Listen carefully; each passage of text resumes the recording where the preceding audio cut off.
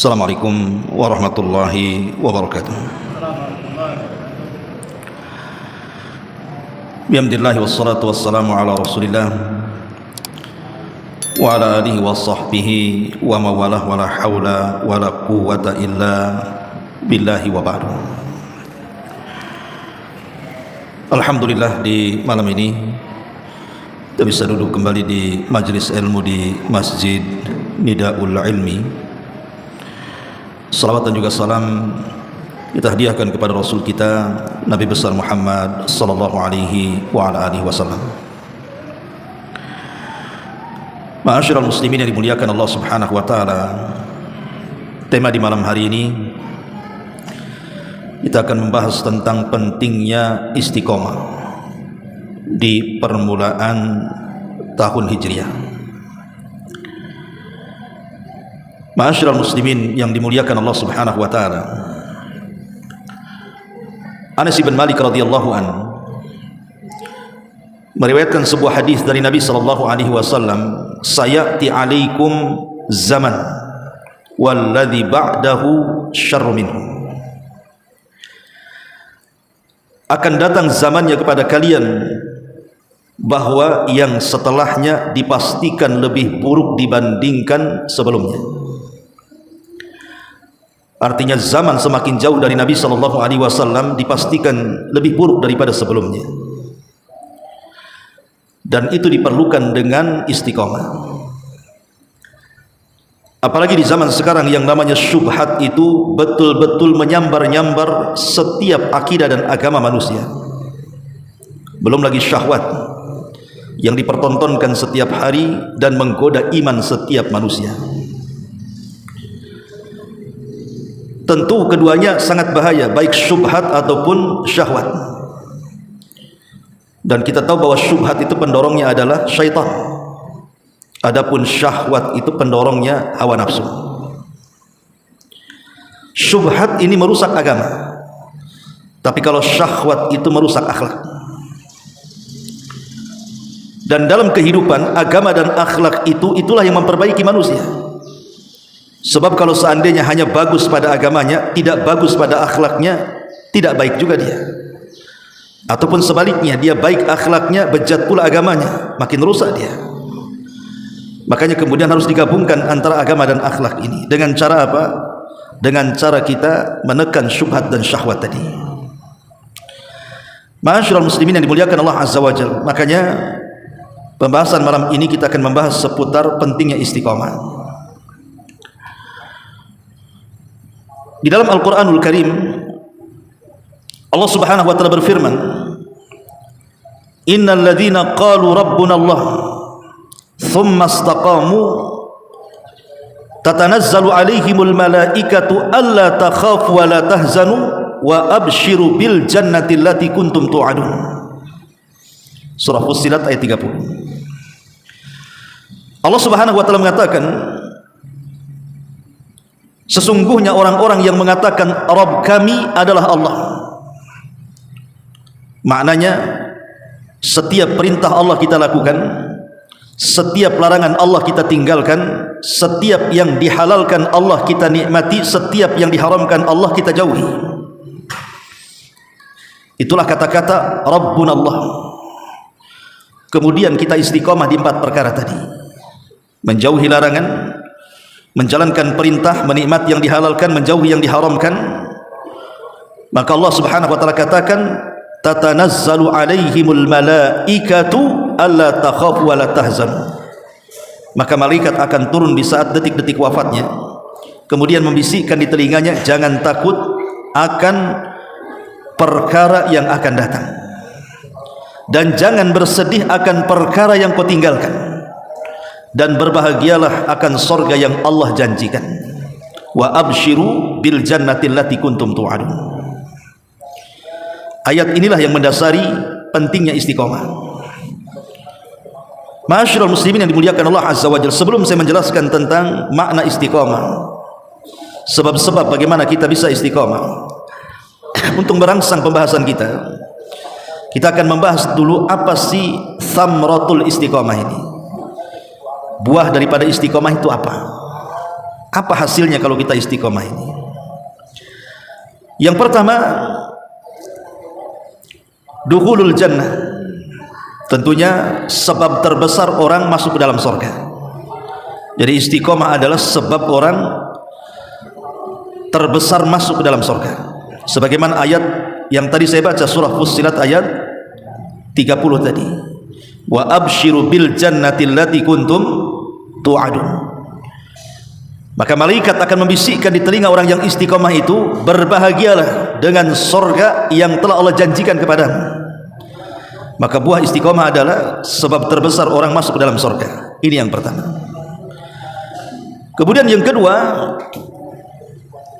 yudhilluhumullahu fi dhillihi yawma la dhilla illa dhilluh. Dia akan mendapatkan naungan di hari yang tidak ada naungan kecuali naungan arsy Allah Subhanahu wa taala. Kapan itu? Saat mereka berada di padang mahsyar, matahari didekatkan 1 mil di atas kepala. Maka orang-orang yang istiqomah itu akan dipisahkan dari orang-orang itu, kemudian Allah akan berikan naungan sehingga dia tidak akan tersengat matahari. Dan itu disabdakan dalam sebuah hadis yang dikeluarkan Imam Bukhari. Kata Nabi SAW, sab'atun yudhilluhumullahu fi dhillihi yawma la dhilla illa dhilluh. Ada 7 kelompok, 7 manusia yang Allah akan berikan naungan kepada mereka di hari yang tidak ada naungan kecuali naungan Allah. Siapa mereka? Al-imamul adil, imam yang istiqomah dalam keadilan. Seorang pemimpin yang istiqomah dalam menegakkan keadilan. Yang kedua, wasyabun nasya fi ibadati rabbih, dan anak muda yang istiqomah tumbuh di atas ibadah kepada Rabbnya. Kemudian yang ketiga, wa rajulun qalbuhu mu'allakun fil masajid, dan seorang laki-laki yang hatinya istiqomah terkait dengan masjid. Maknanya dia istiqomah menjaga salat yang 5 waktu secara berjamaah bagi laki-laki. Kemudian yang keempat, wa rajulani tahabba fillahi ijtama alaihi wa tafarraqa alaihi. 2 orang yang saling cinta karena Allah, berkumpul karena Allah, berpisah juga karena Allah. Artinya dia istiqomah memupuk kecintaannya karena Allah Subhanahu wa taala. Kemudian yang kelima, wa rajulun talabathu imra'atu dzata mansabin wa jamalin faqala inni akhafullah. Seorang laki-laki yang diminta oleh seorang wanita yang memiliki jabatan dan kedudukan serta kecantikan, kemudian mengajak berzina, dan dia katakan saya takut kepada Allah Subhanahu wa taala. Artinya dia istiqomah menanamkan rasa takut di hatinya. Kemudian yang keenam, wa rajulun tasaddaqa bi shadaqatin fa akhfaha hatta la ta'lama shimalahu ma tunfiqu yaminu. Seorang laki-laki yang bersedekah, kemudian disembunyikan tangan kirinya sehingga tidak tahu apa yang diinfakkan tangan kanannya. Maknanya dia istiqomah di atas keikhlasan dan istiqomah jauh daripada riya. Dan yang terakhir, wa rajulun dzakarallaha khalian fafadat ainah. Seorang laki-laki yang mengingat Allah dikala sendirian, akhirnya dia meneteskan air mata. Artinya orang yang istiqomah di atas keikhlasan.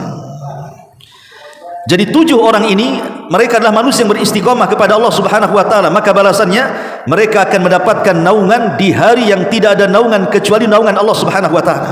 Ini yang kedua. Kemudian yang ketiga, al-busyra indal maut, kabar gembira yang Allah anugerahkan di saat kematian. Sebagaimana ayat Fussilat ayat 30 tadi, di mana orang-orang yang istiqomah itu saat detik-detik wafatnya, malaikat akan turun dan membisikkan di telinganya, jangan takut. Maksudnya takut akan perkara yang akan datang dari alam kubur, dari padang mahsyar, dari neraka. Jangan takut.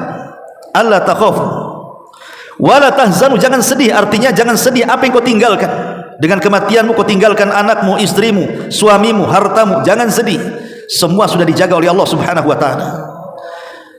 Jadi orang-orang yang istiqomah itu saat wafatnya akan mendapatkan kabar gembira dari Allah Subhanahu wa taala. Ini yang ketiga. Kemudian yang keempat, as-sabatu 'alad din. Orang yang istiqomah biasanya dia punya kemantapan dalam agama. Jadi orang yang istiqomah itu dia punya kemantapan dalam agama. Makanya satu hari Sufyan Ats-Tsaqafi radhiyallahu anhu bertanya kepada Rasulullah, hadithni bi amrin a'tasimu bihi ya Rasulullah, ceritakan kepadaku dengan perkara yang aku bisa berpegang dengannya. Faqala Rasulullah sallallahu alaihi wasallam, qul rabbi Allah tsumma istaqim, katakan Rabbku Allah, istiqomah di situ. Kemudian yang kelima, orang yang istiqomah akan mendapatkan kehidupan yang indah di dunia. Sebelum akhirat, di dunia Allah berikan kehidupan yang baik. Allah Subhanahu wa taala berfirman dalam surah An-Nahl ayat 97, man amila salihan min dzakarin aw untha wa huwa mu'minun falanuhyiyannahu hayatan thayyibah. Barang siapa yang istiqomah senantiasa beramal dengan amalan yang saleh dan dia beriman, baik dari kalangan laki-laki ataupun perempuan, maka akan aku berikan kepada mereka kehidupan yang baik. Tidak mesti kaya, tapi Allah cukupkan kehidupannya. Kemudian yang nomor 6, istiqomah ini mendatangkan tumakninatul qalbi, mendatangkan ketenangan hati, dan itulah kebahagiaan yang hakiki. Ketenangan hati. Kenapa? Karena orang yang istiqomah itu hatinya senantiasa terpaut dengan Allah Azza wa Jalla. Ada hubungan antara dia dengan Allah, makanya hatinya akan lapang. Dan yang terakhir, orang yang istiqomah tentu akan dicintai manusia, dihormati manusia, baik kecil ataupun besar, karena dia memuliakan Allah Subhanahu wa taala, maka Allah muliakan dia di dunia. Al jaza min jinsil amal, bahwa balasan itu disesuaikan dengan amalannya. Makanya ketika kemudian Allah Subhanahu wa taala mencintai hamba-hamba yang istiqamah dalam sebuah ibadah, maka balasannya Allah Subhanahu wa taala akan memanggil malaikat Jibril. Kemudian akan Allah katakan kepada Jibril, wahai Jibril, aku mencintai si fulan, engkau harus cinta juga kepada si fulan. Maka Jibril pun mencintai orang yang dicintai Allah Subhanahu wa taala. Maka Jibril kemudian mengatakan kepada seluruh malaikat bawahannya dan mengatakan, ya malaikat Allah, innallaha ahabba fulanan faahibbuhu. Wahai malaikat-malaikat Allah, dimanapun kalian berada, Allah sudah mencintai si fulan, maka wajib kalian harus mencintainya. Maka semua malaikat mencintai orang yang dicintai Allah. Ketika semua malaikat mencintai orang yang dicintai Allah, maka Allah akan tanamkan kecintaan kepada penduduk bumi. Lihat bagaimana orang yang istiqamah, mereka akan dicintai manusia, dicintai malaikat. Lalu apa fungsinya? Kalau seandainya kita ini dicintai malaikat dan dicintai manusia, ya jelas besar fungsinya. Bukankah yang mencatat amalan kita para malaikat? Kalau malaikat senang dengan kita, tidak mungkin dia mencatat kecuali yang baik-baik. Tidak mungkin dia mencabut nyawa kita kecuali dengan cara yang baik, karena mereka sudah mencintai kita. Adapun manfaat manusia mencintai kita itu dalam bentuk rekomendasi bahwa kita ini orang baik. Dalam sebuah hadis Nabi SAW pernah bersabda kepada jenazah yang lewat di hadapan para sahabat. Lewat satu jenazah, semua manusia memuji dia. Kata Rasul, wajabat lahul jannah, jenazah ini dipastikan masuk surga. Besoknya datang lagi jenazah, semua manusia mencaci maki dia. Kata Rasul, wajabat lahun nar, ini jenazah yang kedua ini dipastikan masuk neraka, katanya. Artinya bahwa persaksian manusia di dunia ini menjadikan kita masuk surga. Lah ini adalah buah daripada istiqamah, ikhwan. Ma'asyiral muslimin yang dimuliakan Allah Subhanahu wa taala. Dan banyak lagi buah-buah istiqamah ini. Lalu apa saja yang bisa mendorong kita ini supaya tetap istiqamah? Karena tadi yang namanya syubhat dan syahwat ini setiap hari menyambar-nyambar. Lihat saja sekarang lagi diviralkan dengan tokoh Banten yang namanya Mama Gufron itu. Orang yang sakti mandraguna, bisa bicara dengan bahasa semut, bahasa cacing, bahasa ikan, bahasa apa lagi? Bahasa hudhud. Ya. Kira-kira antum percaya enggak? Pamannya saya ambil bendera, saya, Abu Mero bicara dengan bendera. Saya enggak antum? Oh, bohong Abu Mero, masa bicara dengan bendera? Kita katakan si Gufron juga enggak percaya bicara dengan cacing. Karena kalimatnya sih itu saja kan. Seandainya cacing ketemu kecoa saja, nggak nyambung, nggak mungkin komunikasi itu. Ini antar binatang ya. Ini cacing ketemu kecoa, kira-kira ngobrol nggak? Nggak ngobrol. Karena satu binatang dengan binatang yang lain itu akan berbeda. Ya kecoa dengan sesama kecoanya, cacing dengan sesama cacingnya kan, nggak akan nyambung. Ayam ketemu kambing aja nggak nyambung. Ya. Jangankan binatang, antum saja, antum orang Jawa ketemu orang Flores, nyambung antum bahasanya? Nggak akan nyambung. Manusia saja yang beda bahasa nggak nyambung loh. Apalagi ini yang satu manusia, yang satu binatang pula, cuman nyambungnya. Maka dipastikan ini sebuah kedustaan. Jadi syubhat namanya, ikhwan. Kenapa saya katakan syubhat? Karena diikuti orang banyak, bahkan santri-santri sebagian mereka bisa baca kitab pula. Bahkan didukung oleh ormas besar dalam negara kita ini, dikawal pula kan begitu. Nah ini syubhat namanya. Orang kalau tidak punya akidah ikhwatu fiddin mungkin percaya saja, apalagi kemudian dikatakan dia wali kutub. Ya, ada seorang buya itu sampai mengatakan, jangan dikomentari Mama Ghufran ini, karena anda ini tidak levelnya katanya. Tidak levelnya, anda belum masuk dalam areal perwalian katanya. Wali apa? Wali murid dapat apa? Ya, jelas-jelas dia ngomong di YouTube. Kalau dia ngomong tidak di YouTube dan tidak mengatasnamakan Islam, terserah dia. Tapi ketika dia kemudian bicara di YouTube, disebarluaskan dan ada syubhat penyimpangan, maka sudah sewajarnya kita angkat bicara. Kita harus meluruskan, karena bagaimanapun sudah melenceng dari akidah Islam begitu jauh sekali. Jauh, sangat jauh sekali. Bahkan bisa menjerumuskan kepada kekufuran. Ajaran Maghufran bisa sampai kepada kekufuran, ya. Karena itu setingkat lagi dia bisa ngaku, bisa naik jadi nabi loh. Mama Ghufran ini setingkat lagi itu bisa jadi nabi dia. Kenapa? Dia berguru 40 tahun sama Allah, bisa SMS sama Allah lagi, coba bisa komunikasi dengan Allah, dia bisa mengintimidasi malaikat maut lagi.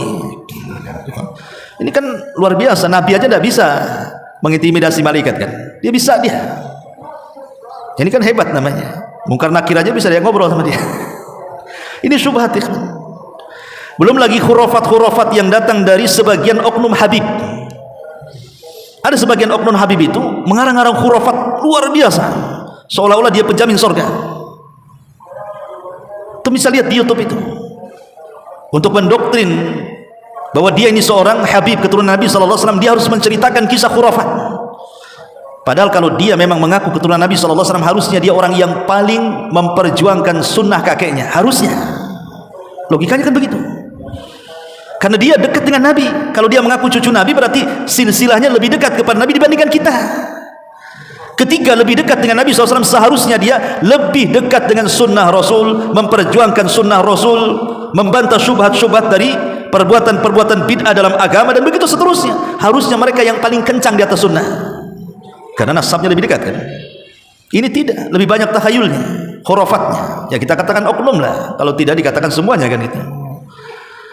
Ma'asyiral muslimin yang dimuliakan Allah Azza wa Jalla. Soal kalian ngaku nasab sampai kepada Nabi itu urusan kalian. Benar enggaknya itu Anda akan bertanggung jawab di hadapan Allah kan begitu. Tapi yang saya kritisi bukan itu. Ada sebagian oknum itu mereka menceritakan sebuah cerita dinasabkan ke dalam Islam, dan kisah yang diceritakan itu khurafat-khurafat yang bertentangan dengan akidah Islamiyah. Itu masalahnya. Ya. Ma'asyiral muslimin yang dimuliakan Allah Subhanahu wa taala. Belum lagi syahwat. Makanya di sini dipentingkan apa? Istiqomah. Lalu apa penyebab kita ini supaya bisa istiqomah? Pertama tentu doa. Doa itu silahul mukmin, senjatanya orang Islam. Makanya Nabi SAW selalu berdoa dalam doanya, ya muqallibal qulub tsabbit qalbi ala dinik. Wahai zat yang membolak-balikan hati, tetapkan hatiku di atas agamamu, di atas ketaatan kepadamu. Sampai salah satu istri Nabi itu bertanya, Rasul, kenapa engkau selalu berdoa dengan lafaz seperti itu? Pertanyaannya, apakah Nabi akan sesat, dibolak-balikan hatinya oleh Allah? Tentu tidak akan gitu. Tapi Nabi SAW mengatakan kepada istrinya, bukankah hati setiap manusia ada di genggaman jari jemari Allah Subhanahu wa taala, yang sewaktu-waktu Allah bisa membolak-balikan sesuai dengan kehendaknya. Makanya penting seseorang itu berdoa dalam setiap salat kita, agar kita diistiqomahkan, hati kita dibolak-balikan dan tidak dibolak-balikan oleh Allah kepada kesesatan. Jangan sekelas saya, antum atau siapapun, sekelas Umar bin Khattab. Kurang apa Umar bin Khattab itu? Jadi disebut mulham. Mulham itu maksudnya saking cerdasnya pendapat Umar itu selalu dikuatkan wahyu. Jadi kalau Umar ngomong turun wahyu. Makanya Nabi SAW sampai mengatakan, kalau seandainya ada Nabi sepeninggalku, Umarlah orangnya. Tapi tidak ada nabi setelah Nabi SAW masalahnya. Satu hari Umar bin Khattab radhiyallahu an menjinjing lembaran Taurat. Kemudian Nabi SAW nampak, ditanya, apa yang di tanganmu wahai Umar? Kata Umar bin Khattab, ini lembaran Taurat wahai Rasul. Lihat bagaimana reaksi Nabi SAW kepada Umar. Amutahawwikun anta ya ibnal Khattab, katanya. Apa kau sudah bingung wahai putra Khattab, Umar? Taraktukum alal bayadar, kutinggalkan Islam ini dalam kondisi putih bersih terang benderang, lailuha kanahariha, malamnya seperti siangnya. Kau masih kurang yakin dengan Islam sehingga harus bawa lembaran Taurat? Buang lembaran Taurat itu, cukup dengan Quran saja. Kalau sekelas Umar bin Khattab radhiyallahu an dikhawatirkan hatinya dibolak-balikan, dikhawatirkan dia jadi Yahudi gara-gara baca Taurat, sehingga Rasul mengatakan, apa kau sudah bingung dengan agamamu sendiri wahai Umar? Itu Umar dikhawatirkan berpaling.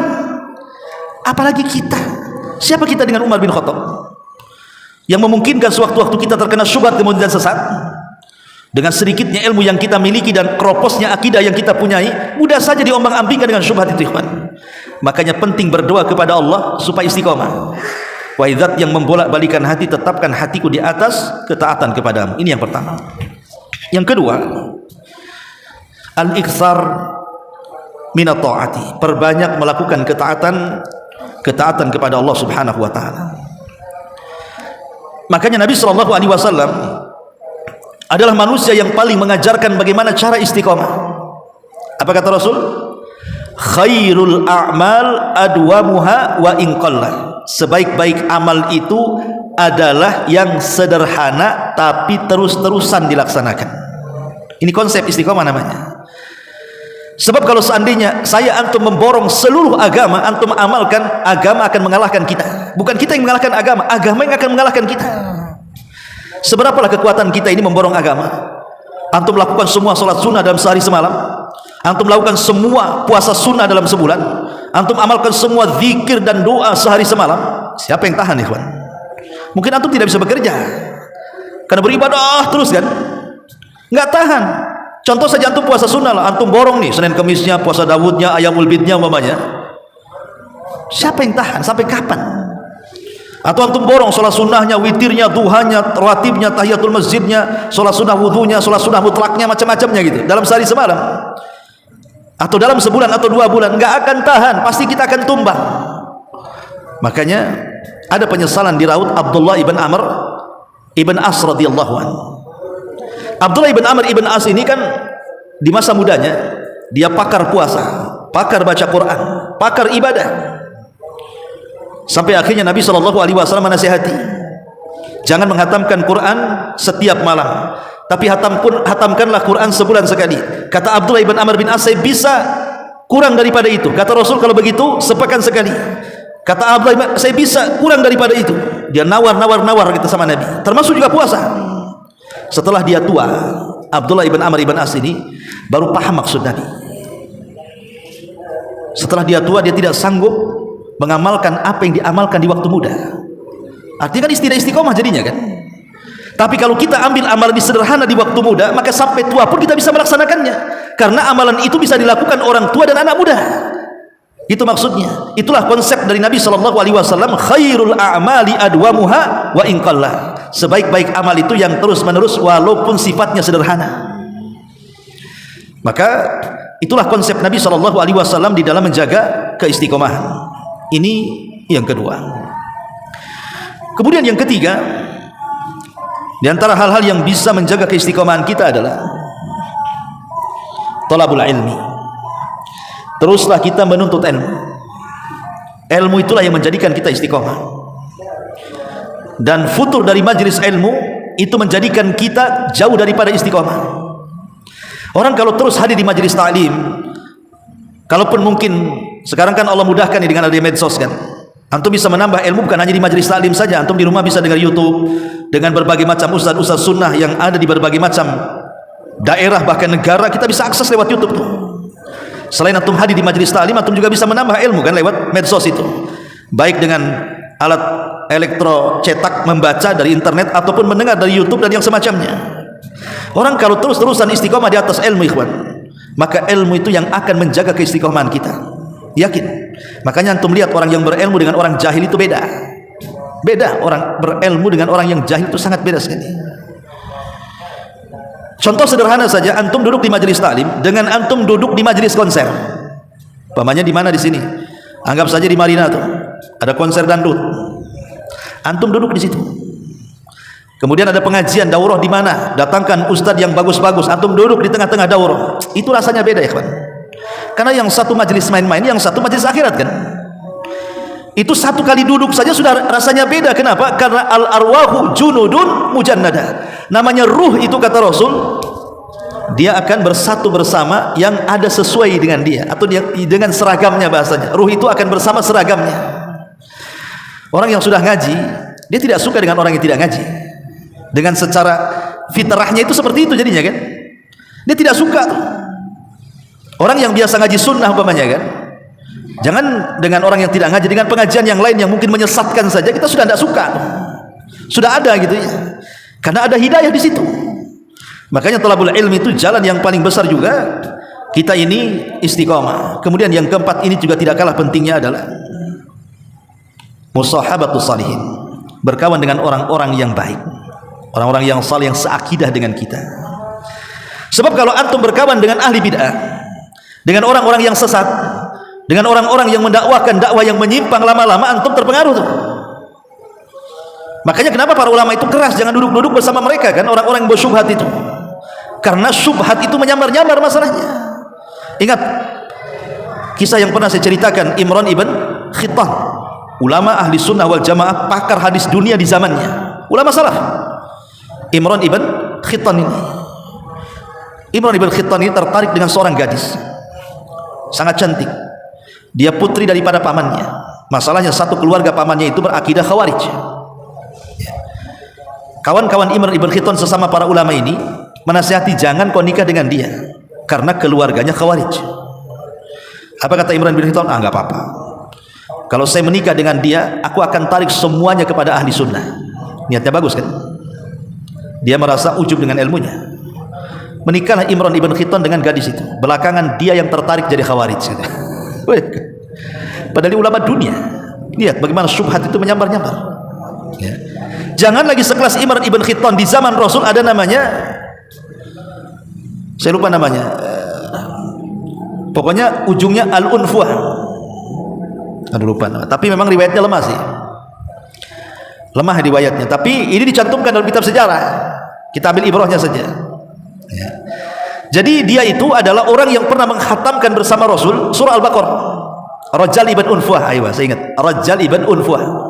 Tapi sekali lagi ini riwayatnya lemah ya. Kita ambil ibrah dari ceritanya saja. Jadi Rajal ibn Unfuah ini adalah seorang sahabat yang ikut bermajlis bersama Nabi dan menghatamkan surah Al-Baqarah di hadapan Nabi SAW. Di akhir-akhir sebelum wafat Nabi SAW terjadi fitnah, munculnya nabi-nabi palsu. Ada Musailamah al-Kadzdzab di Yamamah, ada Al-Aswad al-Ansi, ada Tulaiha, ada Saja. Pokoknya ada sekitar 6 orang mengaku Nabi di akhir-akhir wafatnya Nabi SAW, sebelum wafatnya Nabi SAW ya. Jadi Nabi SAW meminta Rajal ibn Unfuah ini mengirim surat kepada Musailamah al-Kadzdzab menasihati. Karena Musailamah al-Kadzdzab ini ada yang mengatakan dia masuk Islam, tapi pura-pura masuk Islam kemudian murtad, kemudian ngaku Nabi di Yamamah dan diikuti orang-orang Yamamah. Pengikutnya paling banyak di antara semua nabi palsu di zaman itu. Di tengah jalan Rajal ibn Unfuah ini kan bawa surat dari Nabi itu. Terdengar bahwa Nabi SAW meninggal dunia. Ketika Rajal ibn Unfuah sampai kepada Musailamah al-Kadzdzab, disembunyikan suratnya. Entah apa masalahnya, Rajal ibn Unfuah ini tiba-tiba berdialog 4 mata dengan Musailamah al-Kadzdzab. Kesimpulannya, Musailamah adalah penerus kenabian Nabi SAW. Lihat. Entah Musailamah itu ngasih jabatan, entah ngasih uang, wallahu alam. Tapi Rajal ibn Unfuah tiba-tiba membenarkan bahwa Musailamah al-Kadzdzab adalah nabi penerus Nabi SAW. Akhirnya kemudian diserang oleh Abu Bakar Siddiq radhiyallahu an.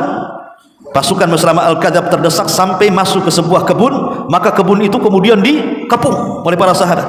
Maka kisah kematian Musailamah al-Kadzdzab ini dikenal dengan hadiqatul maut namanya, kebun kematian. Termasuk Rajal ibn Unfuah mati di situ. Sul khatimah.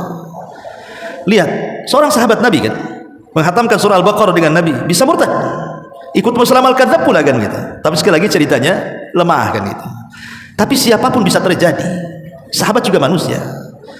Makanya ketika Ibnu Hajar al-Asqalani mendefinisikan makna sahabat itu, orang yang melihat Nabi SAW beriman dengan Nabi dan mati di atas agama Nabi walaupun dia sempat murtad kemudian balik ke Islam. Ya kan, ada kata-kata gitu definisi sahabat itu. Kata Al-Hafidz Ibnu Hajar dalam kitabnya Al-Isabah. Ya. Ma'asyiral muslimin yang dimuliakan Allah Azza wa Jalla, intinya bahwa ketika seseorang salah berkawan, maka ini akan melunturkan istiqomah. Sempat saja kita berkawan dengan ahli bidah, dengan orang-orang yang cara berfikirnya menyimpang dari Islam, penuh dengan khurafat, penuh dengan tahayul, lama-lama kita ini akan terikut, ikhwan. Sehingga ada peribahasa, berita hoax itu kalau terus-terusan diberitakan, lama-lama dibenarkan. Syubhat itu kalau terus disambar-sambar, lama-lama kena juga kita. Ya. Makanya jangan berkawan dengan orang-orang yang akidahnya rusak. Berkawanlah dengan orang-orang yang seakidah dengan kita. Karena hanya dengan itulah menyelamatkan istiqomah kita di hadapan Allah Subhanahu wa taala. Ini yang keempat. Yang kelima, ya. Juga di antara sebab istiqomah adalah idamatu qiraatil Quran bitadabburin wa khusyu'in. Terus-menerus membaca Quran dan tadabbur dengan Al-Quran. Jadi kalau bisa Quran itu bukan hanya sekedar dibaca, dihafal, tapi juga dipelajari. Karena fahmul hudud khairun min fahmil huruf. Apa kata ulama? Pemahaman terhadap batasan-batasan yang ada dalam Al-Quran dari hukum-hukum baik perintah ataupun larangan itu lebih baik dibandingkan hanya memahami huruf per huruf, mempelajari tajwid, mempelajari makharijul huruf. Itu penting semuanya ilmu Quran itu, termasuk sanad itu sangat penting. Tetapi lebih daripada itu mempelajari Al-Quran, memahami Quran dengan tafsirnya jauh lebih penting lagi.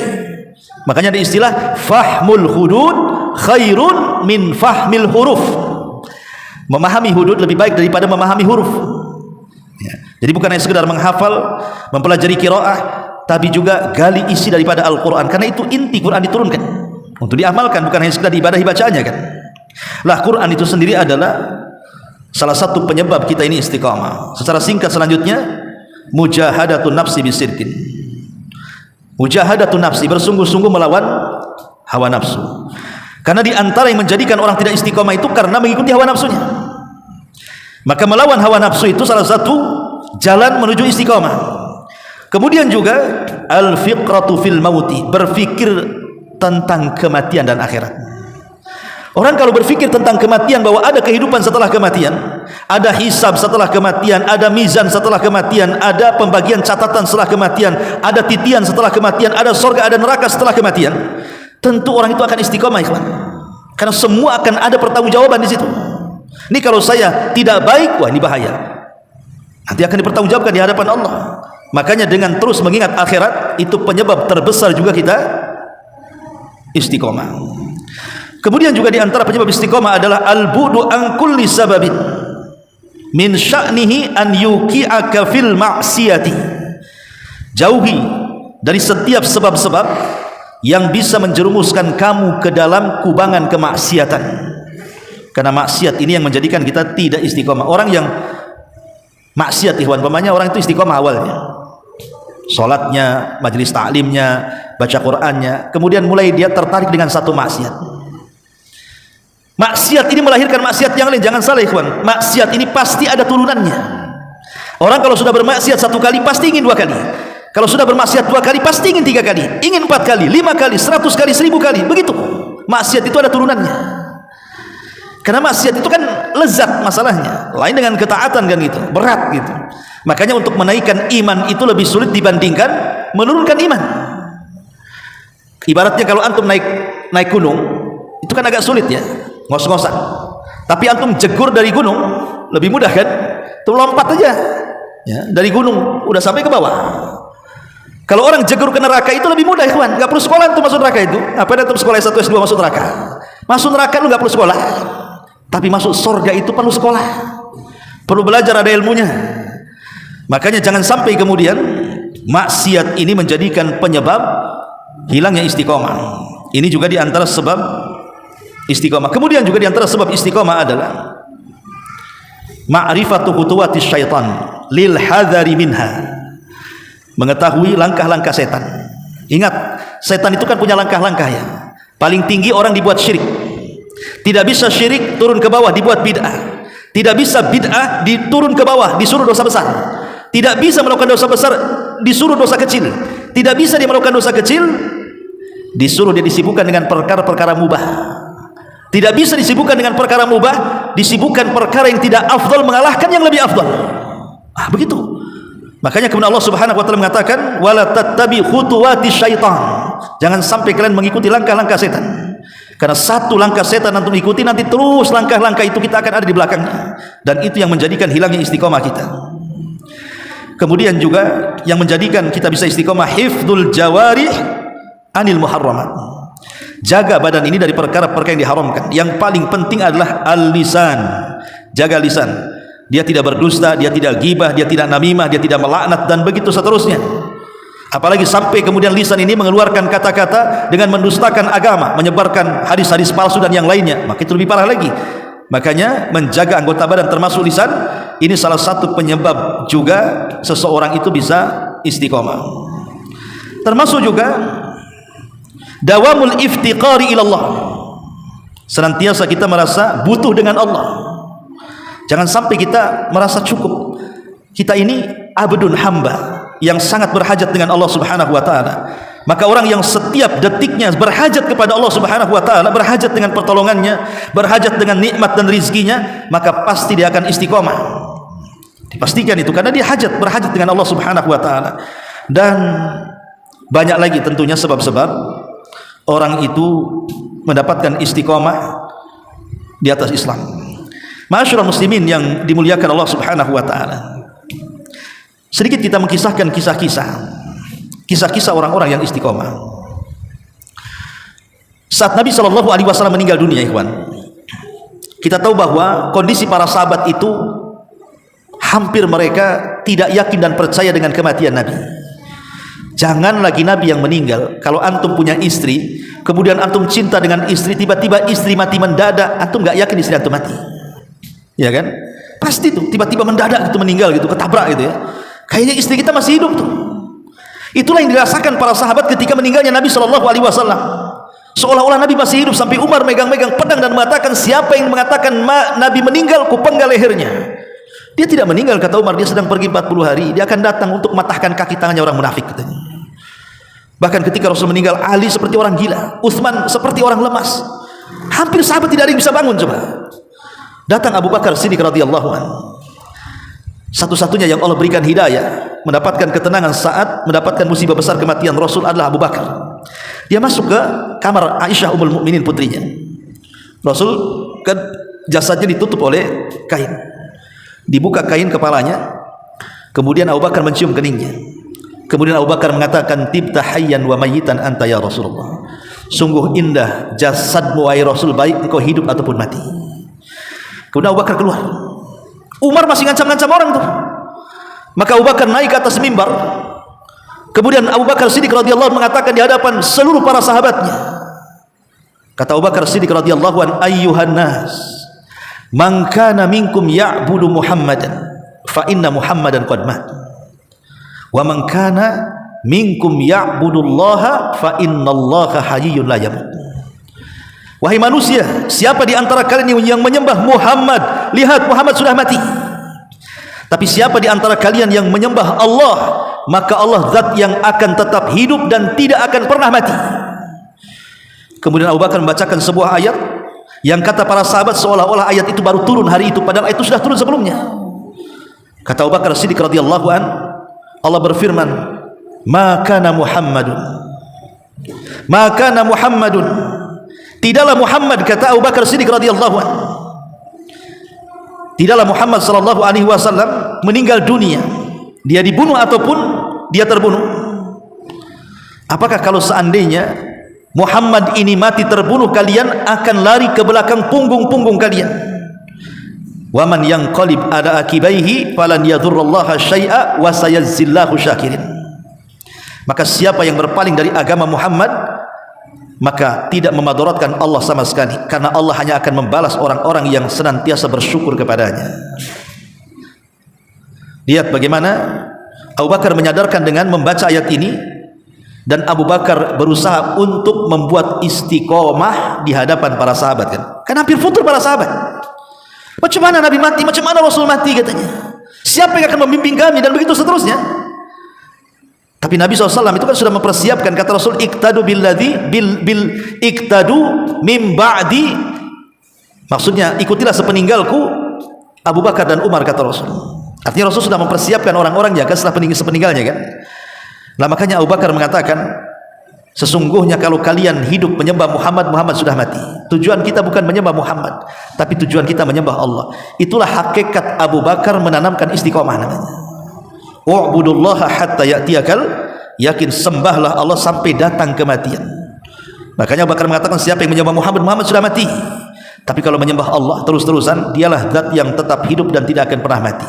Itulah hakikat istiqomah yang diajarkan Abu Bakar kepada para sahabat, dan termasuk juga kepada kita. Wallahu a'lam bishawab, karena sudah mulai masuk isya. Mudah-mudahan ada manfaatnya. Subhanallah bihamdika, asyhadu an la ilaha illa anta astaghfiruka wa atubu ilaik. Allahu ta'ala alam. Assalamualaikum warahmatullahi wabarakatuh.